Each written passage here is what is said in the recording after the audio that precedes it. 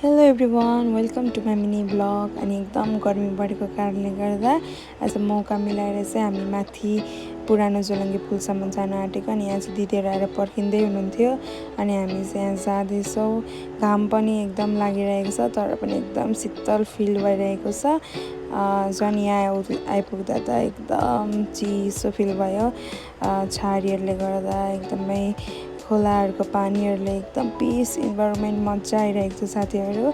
अनि यो चाहिँ मेरो पसलको केक, साथसाथै हामीले चाहिँ आफै बनाएर लगेको थियौँ सामानहरू। सो हामी यहाँ मिलाउँदैछौँ साथीहरू। अनि यहाँ चाहिँ म देखाउँदैछु के लग्यौँ भनेर। अनि यहाँ चाहिँ म चाहिँ आफ्नै पारामा थिएँ, यहाँ भिडियोहरू गर्दै बस्दै थिएँ। अनि बुनहरू चाहिँ उता पानी खिलाएकै थियो। अनि यहाँ चाहिँ म मिलाउँदैछु सामानहरू फोटो भिडियोको लागि।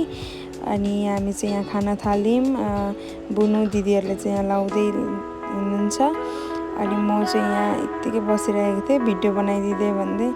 अनि त्यसपछि म चाहिँ यहाँ पानी खेल्दैछु। चिसो एकदम मजा रिफ्रेस भइरहेको थियो। प्रतिमा दिदी पनि खेल्दै हुनुहुन्छ। अनि साथै अर्को कुरा चाहिँ हामी स्विमिङ पनि गर्न गएका थियौँ, बट अर्को साइडहरूमा चाहिँ एकदमै बोइजहरू धेरै हुनुहुन्थ्यो। अनि हामी गर्ल्सहरूलाई चाहिँ एकदम अप्ठ्यारो भएर चाहिँ हामी यहाँ जति यहाँ पानी जमेको थियो त्यतिमै हामी इन्जोय गऱ्यौँ।